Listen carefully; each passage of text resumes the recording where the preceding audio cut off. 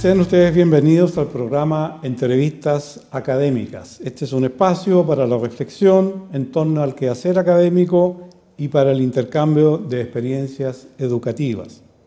Me acompaña en esta oportunidad el académico don José Azarich, jefe de carrera de Diseño en Comunicación Visual de la Universidad Tecnológica Metropolitana, que está haciendo una visita académica con un grupo de estudiantes de dicha carrera. Para iniciar la conversación me voy a permitir preguntarle a José cómo nace esta iniciativa de realizar esta pasantía académica con estudiantes y por qué eligieron nuestra escuela para hacerlo. A ver, lo primero es que nosotros estábamos en un proceso de reforma curricular, lo cual significaba también, junto con un proceso de autoevaluación de carrera para presentarse a la acreditación. Uniendo esos dos procesos, participamos de algún fondo concursable que nos permitió contratar asesoría de expertos y también dejamos un ítem para conocer realidades donde hubieran implantación de modelos curriculares, ¿no?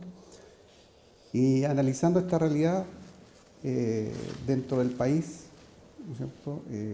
Visualizamos que aquí en Arica había una oportunidad de conocer una experiencia nueva, ¿no? Puesto yo en lo personal yo conocía un poco la experiencia del sur y no conocía la experiencia de ustedes, pero también no fue una decisión personal, sino fue del equipo del departamento que se tomó la decisión y se consideraron varias variables, entre una de ellas el que ustedes tuvieran una carrera que estuviera configurada por académicos de distintas disciplinas, lo cual hacía interesante eso porque muchas escuelas son solamente diseñadores que plantean el diseño. Y por otro lado, el hecho de que se hayan planteado en una primera instancia online y después hayan hecho ciertos cambios, por lo tanto hay que aprender de aquellos procesos en los cuales uno tiene que hacer ciertos ajustes, que todavía no lo hemos conversado, no los conozco los detalles. Y lo otro es que pensamos que es una región muy rica por su cultura, el patrimonio étnico que tiene, y que también nos interesaba conocer cómo ustedes recogían eso dentro de su currículum y cómo nosotros también nos podíamos aprovechar en esta visita también de conocer, ¿ah? Y porque también dentro de nuestros proyectos, algunos de nuestros alumnos siempre han pretendido desarrollar proyectos de este tipo. Yeah. Por lo tanto, veíamos una oportunidad de vincularnos a ustedes a una universidad y que tuvieran nuestra carrera que estuviera vinculada a un centro como este etnográfico tan particular, digamos. Estupendo. Entiendo entonces que ustedes están en el proceso de autoevaluación, ¿ya lo terminaron? O... Nosotros el proceso de autoevaluación tenemos que entregar ahora a final de mes el informe en diciembre el informe final y estaríamos siendo examinados, esperamos, en el mes de marzo. ¿Es la primera vez o ya están...? No, es la primera vez. Es la primera vez. Claro. Están igual que nosotros, estamos Claro, igual nosotros terminando ahora el proceso de autoevaluación y esperamos el próximo año también poder acceder a la acreditación. Y ya que estamos tocando este tema, uno de los aspectos que más nos complica a nosotros es el tema de nuestros postulantes, ¿ya? Los estudiantes que acceden en general a la Universidad de Tarapacá son alumnos muy vulnerables, que vienen de primera generación en la universidad, no hay una experiencia previa, y son muy susceptibles entonces a abandonar sus estudios tempranamente. Yo no sé si esa situación también se les presenta a ustedes allá y si es así, ¿cómo han resuelto ese tema? Yo creo que quizás las variables sean a lo mejor un poco distintas, ¿eh? Pero hay una variable que es de abandono en los primeros años, de un porcentaje de un 25, de repente sube, baja, pero anda por ahí. Para nosotros, por ejemplo, fue de alto impacto las tomas, los movimientos estudiantiles con tomas muy largas. Eso generó una migración de muchos alumnos, abandono de muchos alumnos. Por lo tanto, esa es una variable no considerada, que no podemos controlarla, digamos. Claro. Pero eso es un abandono no académico, claro. ¿O es académico? ¿Es por rendimiento o por otras razones? No es por rendimiento, sino porque como no hubieron clases durante un mes, 2 meses, ya el alumno y el apoderado deciden salir del sistema, porque normalmente es un apoderado que está pagando, que no está con la beca. El que está con la beca se mantiene porque sabe que puede mantener la beca. El que está pagando directo, digamos, ese es el que está abandonando. Pero sí nos estamos preocupando de un tema, es nuestro tema de discusión y de tratar de lograr ciertas cosas con respecto a cómo mejorar más que no abandone porque no abandone nomás, sino que quienes quieran estar en la carrera se queden, ¿no es cierto? Y por ello se han generado ciertos mecanismos. La universidad generó un sistema de tutorías, transversal a toda la universidad.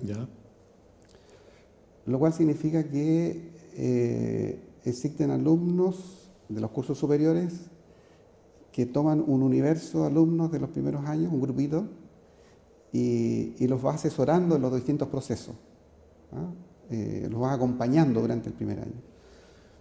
Ese es un sistema. Y el otro sistema es que está en proceso, porque eso ha sufrido cambio, el generar un sistema de ayudantías, que partió fundamentalmente, sobre todo por las carreras de las ciencias duras, porque había un nivel de repitencia muy alto. Claro. Y ahí se ha mantenido ese sistema de ayudantía. En nuestra facultad se detuvo porque no impactó demasiado, y mi evaluación es que en realidad fue porque se adquirió el mismo sistema de ingeniería. Y nosotros, como estamos en la Facultad de Humanidades, tiene otras particularidades, el modelo debe haber sido otro, debe haber tenido variaciones. Pero la universidad tiene esos dos ejes tratando de superar esas circunstancias.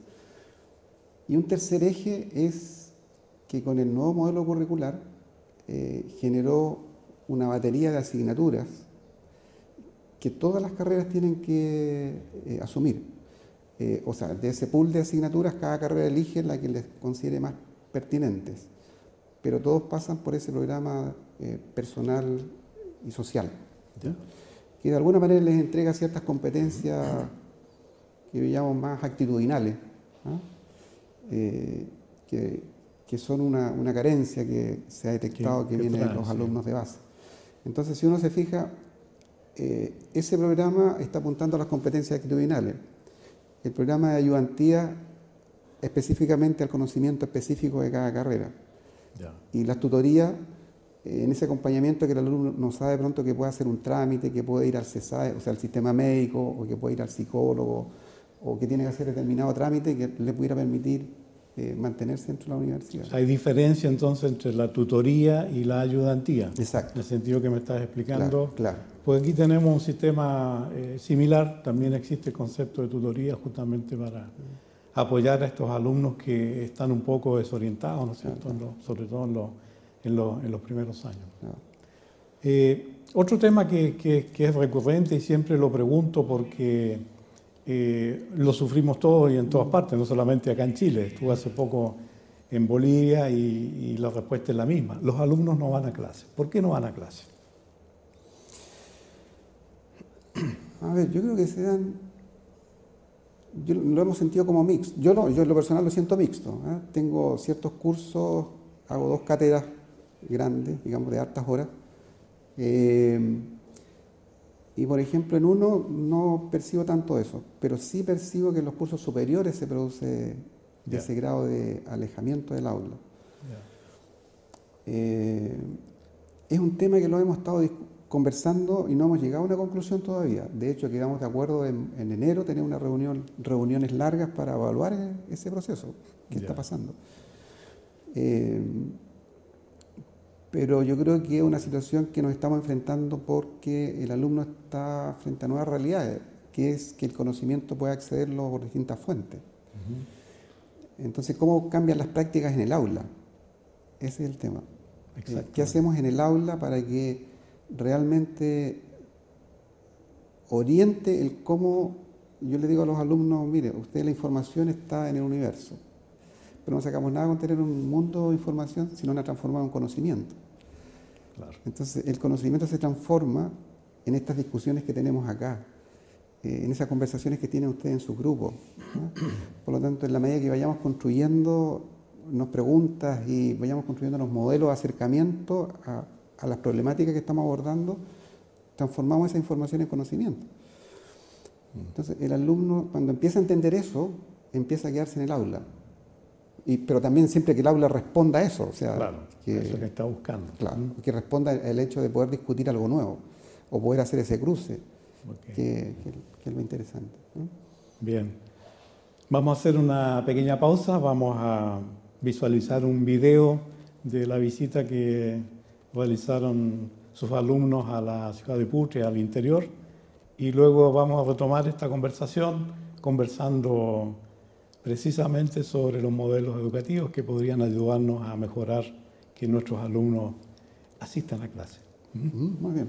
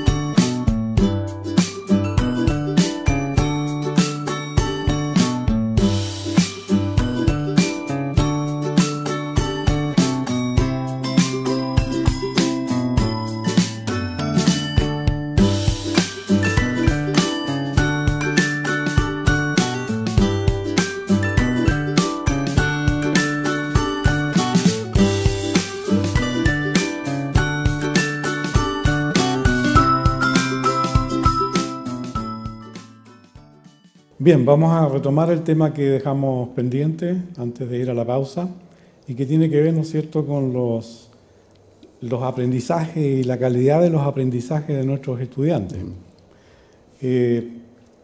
Sabemos nosotros que las personas tienen distintos estilos de aprendizaje y al menos nosotros acá en nuestra carrera estamos haciendo el esfuerzo de investigar en los alumnos de primer año cuál es el estilo de aprendizaje con el cual vienen, de manera de poder acomodar, ¿no es cierto?, un estilo de enseñanza para cada situación, en la medida de lo posible.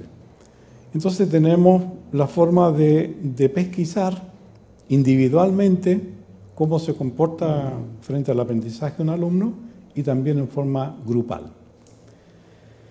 Pero eso también exige que el profesor esté dispuesto, ¿no es cierto?, a seguir eso y respetar esa forma como el estudiante aprende, y cuando los cursos son muy numerosos, evidentemente esa situación no es posible darla, ¿no es cierto?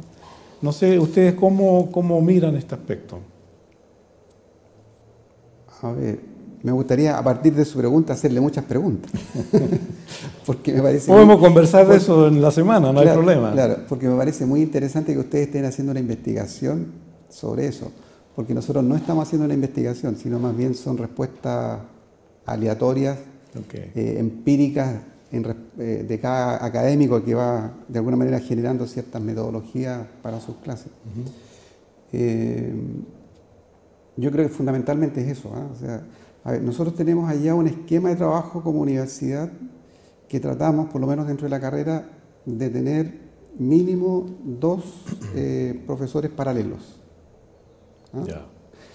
Se nos da la circunstancia por el universo de alumnos. Este año optamos, porque en primer año, para bajar la masa crítica por curso, de achicar un poco los cursos y tener 3 primer año para mejor atenderlos.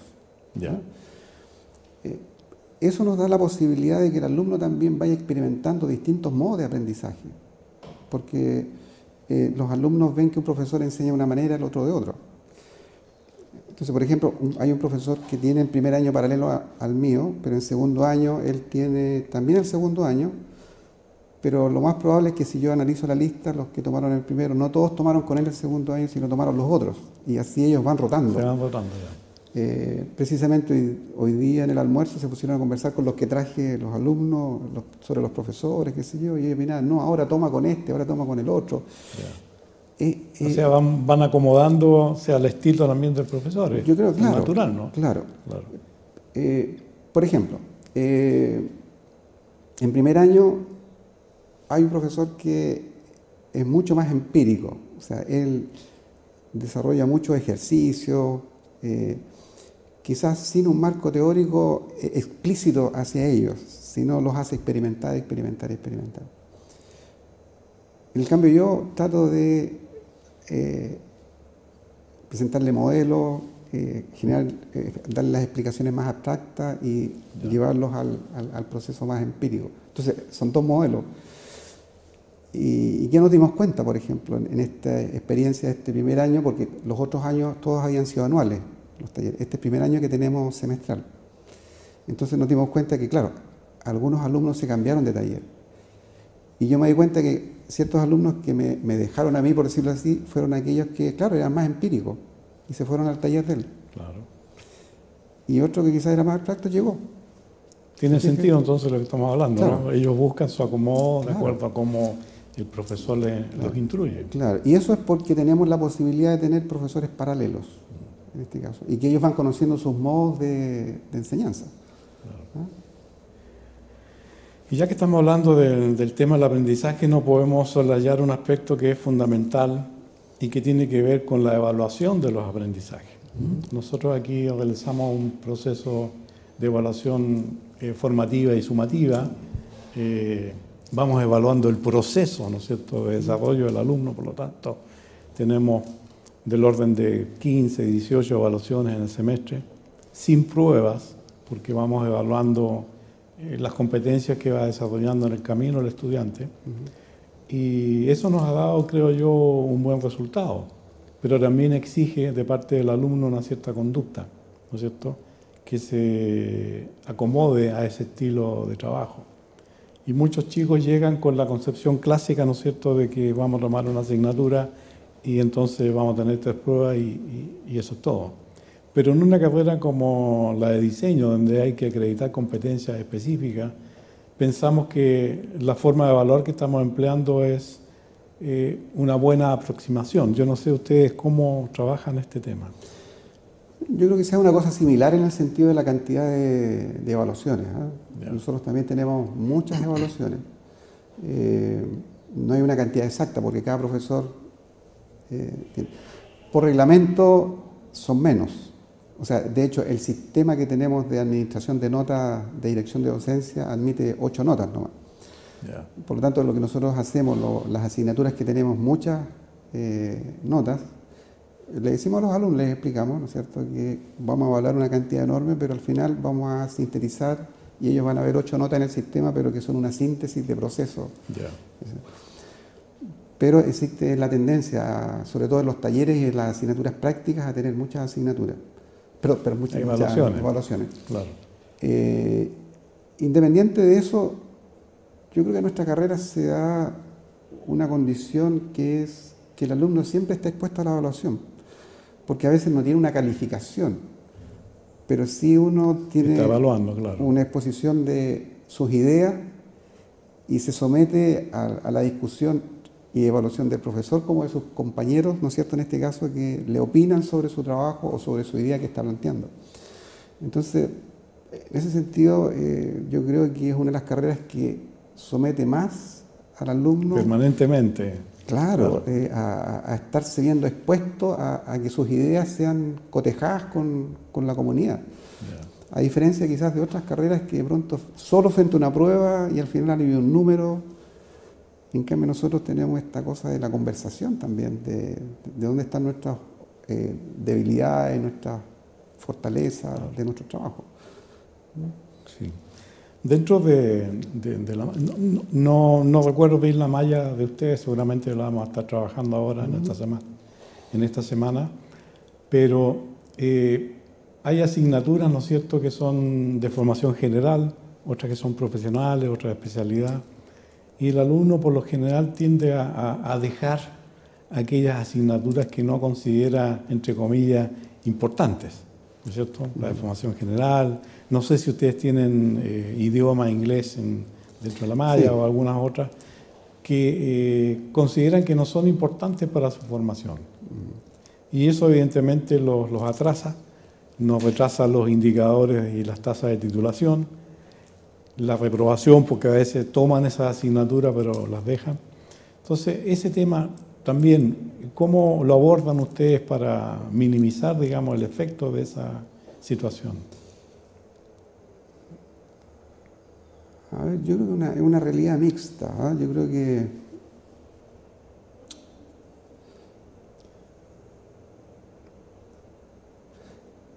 la mayoría de las asignaturas le prestan atención. Yo creo que el gran conflicto allá en nosotros es que el alumno en determinado momento se ve que con 6 o 7 asignaturas ya no va a llegar al final del semestre o al final del año y empieza a pedir abandono de una, abandono de dos. Es por la exigencia porque cuando todos parten pensando que lo van a terminar todo y no se dan cuenta que de pronto tiene que decidir con toda franqueza, no, mejor 6, no 7, para poder hacerlo. Pero del abandono de asignaturas así como tan... Yo creo que se produce de pronto por esta... Hay distintos factores. Distintos factores, porque hay periodos, ¿no es cierto?, que curiosamente aparecen más certificados de psicología, por ejemplo. Ya. Otras veces el tema de los paros afecta también, porque la recuperación de clases ya se produce un estrés, entonces ya significa que abandonar algo para terminar con algo. Antes de hacer la siguiente pausa, te quiero preguntar, dado que tienen tantas evaluaciones, 6 o 7 asignaturas, ¿cómo ustedes equilibran, ¿no es cierto?, la carga semestral del estudiante para evitar, ¿no es cierto?, que tengan que entregar más de un trabajo un día o que tengan que trabajar el fin de semana, que son necesarios para todo el mundo, ¿no es cierto? El descanso es algo que todos necesitamos. Bueno, nosotros estamos en este momento con 2 mallas, porque a partir de este año 2015 empezamos con una reforma, que es una adecuación a la malla antigua, porque se hizo un estudio en la cual tenía un alto nivel de aceptación. Entonces, en virtud de eso se nos sugirió no hacer un cambio radical, sino hacer una adecuación en aquellos aspectos que en las entrevistas del medio, como también de los exalumnos y la experiencia de los académicos, nos permitieran ver qué cosas podíamos mejorar. Por lo tanto, en esta nueva malla sí estamos tratando de hacer como mayor seguimiento en ese sentido. Hay una primera evaluación del primer semestre que está en proceso. Va a haber una en enero de lo que significó el implementar este primer año con esta nueva modalidad, y que es distinta a la otra, que tiene ramos anuales y semestrales. Nos plantea una realidad totalmente distinta. Diferente. Okay. Bien, vamos a ir a una segunda pausa, vamos a visualizar otros aspectos de la visita de los estudiantes de la UTEM, de la carrera de diseño, y luego continuamos con la entrevista.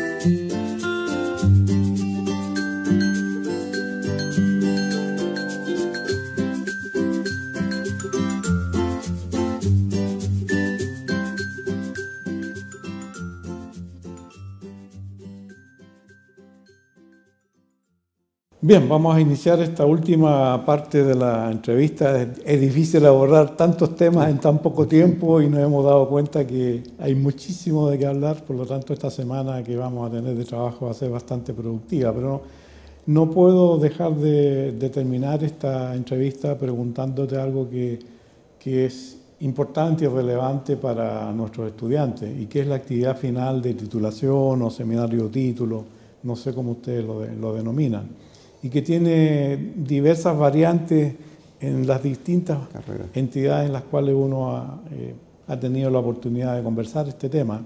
En el caso de ustedes, ¿cómo ven esta parte?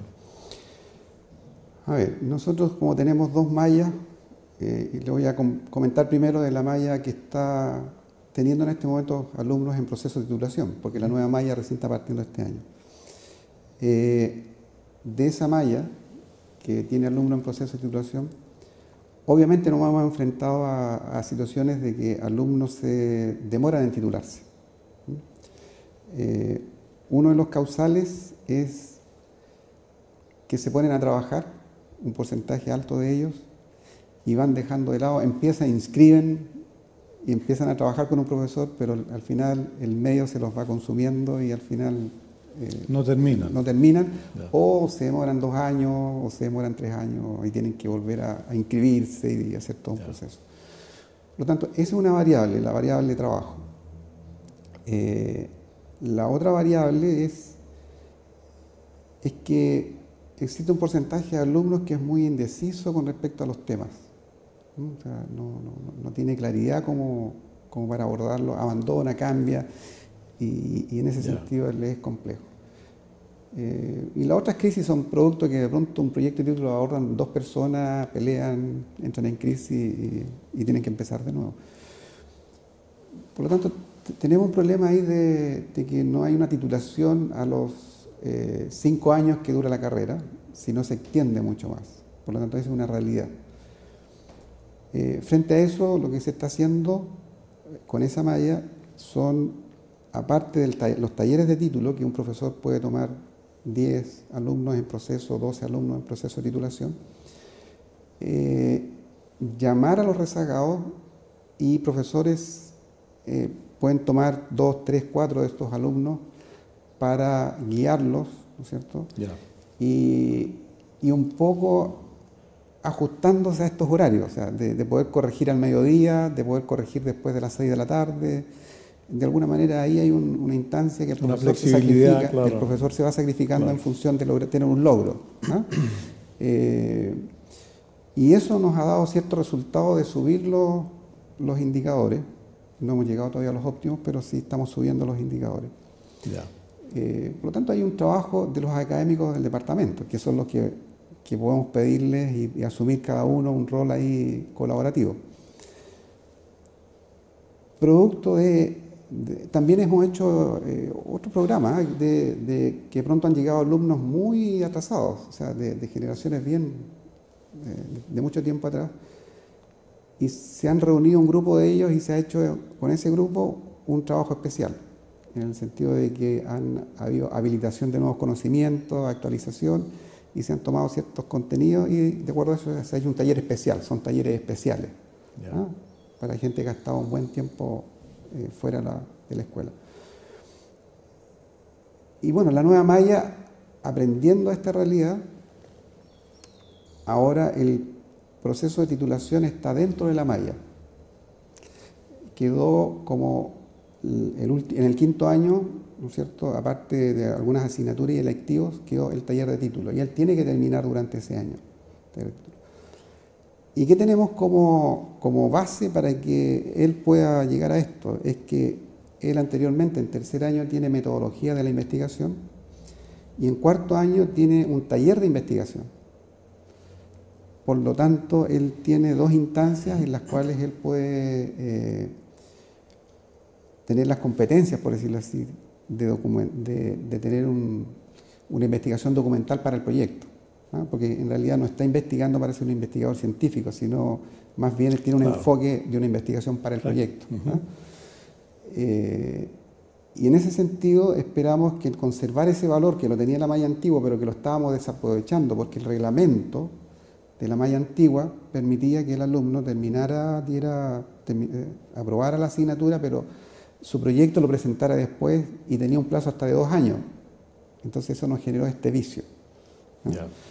En cambio, en la nueva malla, no. Él tiene que terminar con su 5.º año, con su título aprobado, o si no, lo tiene que tomar de nuevo al siguiente año como una asignatura. Ya. Entonces eso le entrega una situación distinta. Nosotros somos una carrera nueva todavía, estamos en la 3ª o en la 4ª generación de egresados. No tenemos todavía una masa crítica de alumnos que nos permitan hacer algunas excepciones o considerar algunas situaciones especiales. Pero yo recuerdo, por ejemplo, en ingeniería, que los alumnos egresaban sin titularse porque la vida del trabajo les entusiasmaba mucho y estaban 2 o 3 años afuera. Pero luego recuerdo yo que en varias ocasiones se hacían planes especiales en el sentido de que como eran alumnos que ya habían acreditado su conocimiento, sus capacidades, sus competencias en la vida laboral, ¿qué se les podía pedir como una actividad de titulación? Y entonces cualquiera de los proyectos que ellos realizaban en su ámbito laboral les era reconocido como actividad de titulación. ¿Crees que por allí podría haber alguna solución, alguna salida a este tema también? Lo hemos ocupado, de alumnos que lo que sí importa es que la actividad de proyecto sea tan significativa y compleja que equivalga a ese proyecto de título. Lo hemos ocupado con algunos alumnos. Yeah. De hecho, precisamente ahora tengo un alumno que más que exalumno es como un profesional consagrado que vino a visitarnos y surgió este tema que todavía no está titulado. Yo le dije, bueno, yo te ayudo y estamos en ese proceso. Yeah. Entonces yo le dije, más que hacer un proyecto de título, veamos cuáles son tus proyectos que has hecho en la oficina y veamos cómo lo podemos validar. Claro. Validar. ¿Qué más pueden acreditar? Claro. Ya están... Entonces el tema era, en ese momento era, yo le decía, bueno, ¿cómo tú te planteas que tu experiencia se la puede transmitir a los alumnos de este pregrado? Ese es tu proyecto de título, o sea, cómo tu experiencia la puedes trasvasijar para ellos, que sea útil. Ese sería un mecanismo, por ejemplo. Okay. Muy bien, pues José, te agradezco que me hayas dado la oportunidad de conversar contigo sobre este tema. Estoy seguro de que en esta semana que vamos a tener de trabajo conjunto entre alumnos de la UTEM y alumnos de la Universidad de Tarapacá de las carreras de diseño, vamos a sacar algo provechoso. La idea es que a nivel de pares, ¿no es cierto?, intercambien sus experiencias y que en un futuro cercano tal vez podamos compartir, ¿no es cierto?, allá o acá estas mismas experiencias y retroalimentarnos mutuamente, apoyando en nuestras debilidades y compartir nuestras fortalezas. Así que, José, te agradezco mucho esta conversación y será hasta otra oportunidad. Sí, yo también le tengo que agradecer mucho a su persona como a la universidad, porque en el caso de su persona yo me sentí muy bien recepcionado, digamos, desde que nos comunicamos y empezamos a ver la posibilidad de la pasantía hasta este minuto. Así que le damos las muchas gracias por recibirnos y permitirnos tener esta posibilidad de intercambio, ¿no? Y también auguro que podemos tener muy buenos proyectos futuros. Yo creo, sí, de acuerdo a las conversaciones informales que hemos tenido, yo visualizo que podemos tener muy buenos proyectos futuros en conjunto. Bueno, de esta semana de trabajo que vamos a tener, seguro que va a salir más de alguna idea, así que estoy seguro que vamos a seguir en contacto. Muchas gracias, José. No, gracias a usted.